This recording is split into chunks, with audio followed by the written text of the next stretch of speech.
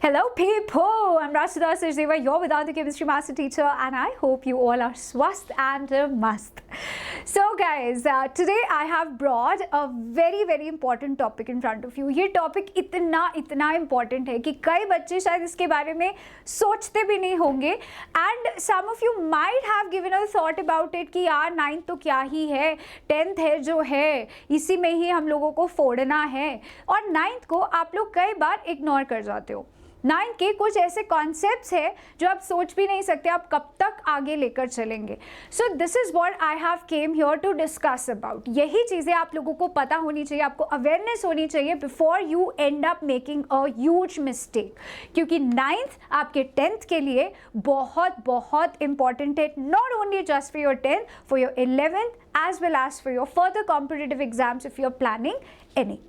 So I will be giving you some tips also कि आप इस correction आप कैसे correct कर सकते हो. अगर आपने इसको ignore करा है, how you can fill in for that particular thing and आप अभी से ही उसके ऊपर काम करना start करो so that you don't make such mistake that most of the children do. So without any delay, let's get ourselves started. Very important session, guys. Don't miss this and do watch it completely. Trust me, बहुत काम आएगा आपको ये. So अगर ये नहीं किया तो 10th तो गयो भाई, 10th तो गयो. Okay, so starting up with a very beautiful message for you. Opportunities don't happen, you create them. But how will you create them? जब आपको उसके बारे में पता होगा. You have to be opportunistic. आपको देखना है कि भाई ये opportunity आई है, हम इसको मिस ना करें. Keeping in mind कि आप कभी किसी को hurt भी ना करें during that particular journey, during that particular process. So just grab the opportunity. और आज आपके पास ये opportunity है कि आप ऐसी मिस्टेक से अपने आप को बचा सको जो कितने बच्चे करते हैं knowingly and unknowingly, and that is ignoring grade 9 just because कि आप लोगों को लगता है कि भाई grade 10 ही है जो है, बोर्ड में ही करेंगे, हम सब करेंगे. So grade 10 is known to be a first challenging exam that you face and we totally agree it. I totally agree it. हम लोग को यही लगता है. But what about grade 9? Does it really matter? Yes, it does matter, guys. It does matter a lot. So I'll take you to every point और आप लोगों को भी लगेगा हाँ यार ये तो बात बिल्कुल सच है, मगर आप लोग कभी उस तरफ ध्यान ही नहीं देते हो. So let's start with the very first thing.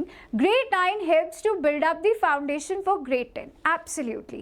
ऐसे बहुत सारे topics हैं जो आप लोगों का foundation create करते हैं and you will be using them till the time you learn. चाहे वो physics हो, चाहे वो chemistry हो, चाहे वो bio हो, every subject will going to create a foundation for you all for further classes. और ये माना जाता है हम लोगों का ग्रेड 9 का सिलेबस इस तरीके से डिज़ाइन किया जाता है that will be helpful and connected with your grade 11 mostly as well as grade 10. So without mastering concepts like atoms, like molecules, chemical formula, आप ग्रेड 10 में जाके फॉर्मूला मेकिंग कैसे करोगे? आप जब ग्रेड 10 में जाओगे आपको रिएक्शंस खुद बनानी है, बैलेंसिंग खुद करना है. तो जब आपको नहीं पता एटम्स कैसे बनेंगे, कौन से होते हैं एटम्स, मॉलिक्यूल्स कैसे बनते हैं, या कंपाउंड्स का फॉर्मेशन कैसे होता है, you will going to struggle a lot in grade 10. Mind it.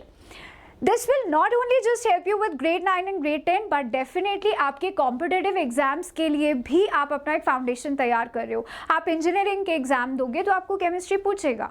Chemistry में अगर आपको नहीं आता फॉर्मूला कैसे बनाते तो how can chemistry be a chemistry for you.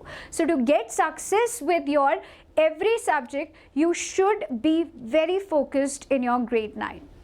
Okay. Now the syllabus of grade 9 is in tune with that of grade 11. शायद ये आप लोग नहीं जानते होंगे क्योंकि आप लोग आगे का सोचते ही नहीं हो, बस पूरा फोकस आपका होता है 10th पे. ग्रेड 9 का सिलेबस CBSE ने as it is designed in such a way कि उसका बहुत सारा कनेक्शन ग्रेड 11 से होता है. और ग्रेड 11 में जाके आप अपना सब्जेक्ट चूज तब कर पाओगे अपनी चॉइस से, अपने मर्जी से, जब आपके ग्रेड 10 में मार्क्स अच्छे आते हैं. That is how it works. Grade 10 में अगर आपके अच्छे परसेंटेज नहीं आते तो आप ग्रेड 11 में अपनी पसंद का सब्जेक्ट नहीं लोगे and they will be just giving you what they can give you, right? तो हमें अपनी चॉइस चाहिए. If we want to choose among things we have to do it better. So you have to start it right away. उसकी तैयारी तो भाई अभी से करनी पड़ेगी, जीत की तैयारी. Aim high, aim high. So अगर आप CBSE स्टूडेंट है, so at a first glance हम लोग को लगता है कि यार ग्रेड 9 का तो यार ग्रेड 10 से कोई कनेक्शन है नहीं, बट ऐसा नहीं है. यही आप लोग सबसे बड़ी गलती करते हो and you convince your self कि हम इग्नोर कर देते हैं ये वाले टॉपिक्स या हम लोग इस पार्ट को इग्नोर कर देते हैं because we can directly start fresh in grade 10. You will going to face difficulty with certain subjects अगर आपने grade 9 में focus नहीं करा. However, as I told you, according to multiple educators and जो syllabus तैयार करते हैं, NCERTs तैयार करते हैं, इनका भी ये मानना है कि grade 9 और grade 11 जुड़े हुए हैं. grade 11 के basics grade 9 में पढ़ाए जाते हैं. एक एग्जाम्पल के तौर पे when it comes to kinematics, जब आप kinetic energy, temperature वगैरह के बारे में पढ़ते हो grade 9 के अंदर, लॉज ऑफ मोशंस आप फिजिक्स में पढ़ते हो, all of these concepts you start learning in what grade 9. आप इसकी इक्वेशंस पढ़ना स्टार्ट करते हो एंड यही चीज़ें आप अप्लाई करना सीखते हो इन ग्रेड 11. और जब आप ये चीज़ें अप्लाई करोगे और आपके कॉन्सेप्ट्स ही क्लियर नहीं है, बेस ही नहीं है, फाउंडेशन ही नहीं है, so guys you know what struggle you will going to go through, है ना? आप लोग के साथ वाले बच्चों के कॉन्सेप्ट क्लियर होंगे, आपके नहीं होंगे, तो ये आपको तो समझ ही नहीं आ रहा है. You will be sitting blank. This is not something which you should do. तो इसी मिस्टेक को you should cover up right away. Grade 9 gives you a glimpse into future career options. हमें तो लगता है कि यार 12th के बाद सोच लेंगे क्या करना है, 10th 11th के बाद सोच लेंगे करियर में क्या करना है. सब्जेक्ट चूज करते टाइम आप लोग को पता होना चाहिए कि आपको आगे क्या करना है. बायो चूज कर रहे हो तो मे बी आप लोगों के मन में होगा कि हाँ जी मुझे तो डॉक्टर बनना है या मुझे रिसर्च में जाना है. अगर आप मैथ्स चूज कर रहे हो साथ में तो आपको इंजीनियरिंग लाइन में जाना है और other subjects as well. Subjects की बात हम लोग बाद में आराम से करेंगे.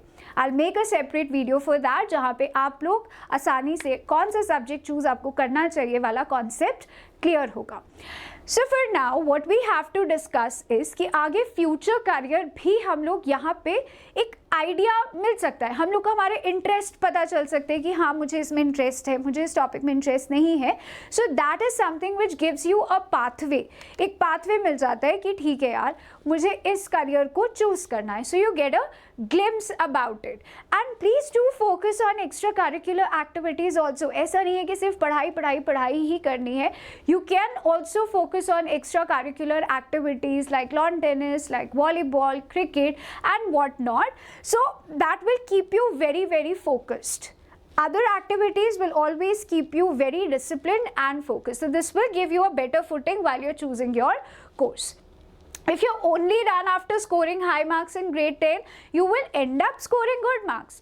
तुम सिर्फ एक मार्क्स के पीछे दौड़ लगाते रहोगे तो तुम्हें मार्क्स तो मिल ही जाएंगे भाई, उसमें कुछ नहीं है. But you will completely lost the pin pointing your interest. आप अपना इंटरेस्ट भूल जाओगे उस मार्क्स की दौड़ में. आप ये भूल जाओगे कि यार मेरा इंटरेस्ट किस में है.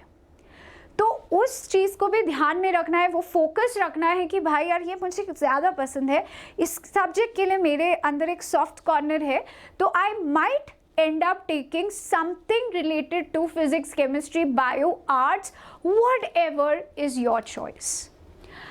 How to work on grade 9, class 9 to get better results. ये तो अभी तक हमने बात करी कि आपको इग्नोर नहीं करना चाहिए as it is completely connected with further topics also, further classes also. आप लोगों का करियर का एक ग्लिम्स आपको मिल जाता है ग्रेड 9 में. लेकिन ये सब करने के लिए भाई हमें करना क्या पड़ेगा?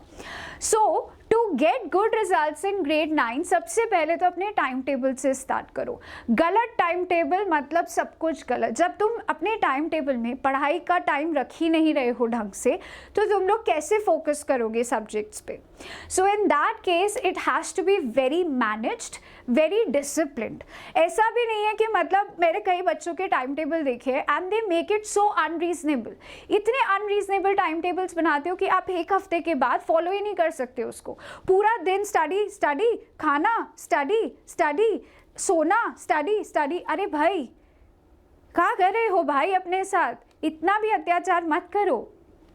पढ़ो, साथ में खेलो, कूदो, बात करो, friends, that has to be all balanced. यही टाइम टेबल का पूरा मोटिव होता है कि आपको हर चीज़ के लिए टाइम मिले। सो मैनेज योर टाइम इन सच अ वे कि आप डेली एक्टिविटीज़, डेली चोर्स कर पाओ, साथ में अच्छे से पढ़ाई कर पाओ। You can spend time with your friends, you can spend time with certain concepts, basics. And एक और चीज़ जो कि मैं आप लोगों के साथ शेयर करना चाहूँगी, मे बी आप लोग सब लोग, हो सकता है कोई ये करता भी हो, कुछ ऐसे गेम्स अपनी लाइफ में लाओ which can bring little bit focus, discipline, और जो आपकी हो सकता है पढ़ाई से रिलेटेड भी हो सकते हैं। ऐसे वर्ड गेम्स होते हैं way you can introduce yourself with other interest as well. Also helps you to being organised. Make your own notes.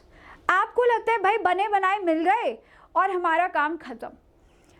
हम लोग आपको क्यों बोलते हैं कि अपने हाथों से नोट्स बनाओ? इसका एक रीज़न है, इसलिए नहीं कि हमें काम करना कम पड़ेगा या हम अपने नोट्स दे देंगे और तुम वो पढ़ के ख़त्म कर दोगे, ऐसा बिल्कुल नहीं है। We give you notes always, लेकिन जब आप अपने हाथ से खुद नोट्स बनाते हो, you and up doing it in certain other way. आप एकदम कॉपी तो नहीं मारोगे, आप अपनी लैंग्वेज लिखोगे उसके अंदर, right? So you will frame those answers, किसी और के आंसर्स को आप फ्रेम करोगे with your own ideas involved in it, which makes you very very helpful. और ये आपके 10th के लिए अच्छा है। बोर्ड एग्जाम्स में जब पेपर्स आते हैं, आप लोगों के पास टाइम कंस्ट्रेन रहता है, प्रेशर रहता है, एवरीथिंग इज देयर। तो आप कितना जल्दी अपना पेपर सुंदर से कंप्लीट कर रहे हो, वो आपकी हैंड राइटिंग और स्पीड पे डिपेंड करता है। तो आप लोगों की स्पीड बनना, हैंड राइटिंग बनना, किस तरीके से आपका दिमाग चल रहा है लिखते लिखते, all of those things will going to come at one point. ये एक पॉइंट बन के आता है and that will help you in longer run. आपकी लॉन्ग टर्म मेमोरी को शार्प करता है if you make your own notes. Trust me, try this out और आपको अपने आप रिजल्ट्स दिख जाएंगे। Do self study. Self study का टाइम तो निकालना बनता है boss, that something which you can not ignore. हमें बहाने नहीं मारने कि यार स्कूल का होमवर्क है, अभी मुझे ट्यूशन जाना है, अभी ये क्लास लेनी है, सुबह से तो मैं स्कूल में रहता हूँ, मैं अपने लिए क्या करूँ, एंड ऑल ऑफ दो स्टफ। भाई तुम्हें ही मैनेज करना है, कोई आके तुम्हें स्पून फीड नहीं करने वाला, पेपर तुम्हें कोई नहीं बताएगा। So you have to do self study, time निकालना है। सेल्फ स्टडी जब तक नहीं करोगे, देखो कुछ बच्चे होते हैं जो कि क्लास में ही एक बार से पढ़ते ग्रैब कर लेते हैं, दोज आर डिफरेंट, ठीक है, वो अलग चीज़ है। उनको भी रिविजन का टाइम चाहिए, सेल्फ स्टडी का टाइम चाहिए। किसी को धीरे समझ में आता है, तो सेल्फ स्टडी के टाइम आप अपने पेस पे, अपने हिसाब से पढ़ सकते हो। अपना इंटरेस्टेड टॉपिक आप निकाल सकते हो, यार इसमें मुझे थोड़ी सी ज़्यादा टाइम देने की ज़रूरत है because I am making a lot of mistakes, मुझे ये याद नहीं हो रहा है। तो आप अपना खुद का पेस तैयार कर सकते हो when you do self study. और किसी से कंपटीशन नहीं है भाई, सेल्फ स्टडी का टाइम अपना होता है, खुद का होता है, no peer pressure at all. Read, revise and practice, ये मूल मंत्र हैं। पढ़ो, रिवाइज करो और प्रैक्टिस करो। Focus on the concepts of NCERTs and practice questions as much as possible. जितने क्वेश्चंस हैं एनसीईआरटी के, कर डालो भाई, कर डालो। You will going to feel कि तुमने एग्जाम में लिटरली ऐसे क्वेश्चंस देखोगे कि अरे ये तो मैंने करा ही था, ये तो मैंने करा ही था, ये तो मुझे आता है, यहाँ तो एनसीईआरटी में से उठाया हुआ है। क्योंकि सीबीएसई के क्वेश्चंस एनसीईआरटी के बाहर नहीं आते हैं, कॉन्सेप्ट भी उसके रिवॉल्व करता है। इनफैक्ट आपके बोर्ड एग्जाम्स में भी आप यही चीज़ नोटिस करोगे। So you start having a habit of reading, of revising and practice. So I hope this session helps you a lot because genuinely that comes from my heart and ये बहुत काम आएगा आप लोगों के। So just go through these pointers and follow it as much as you can. You can always join Telegram channel for more detail as well as Insta channel for more knowledgeable and fun videos.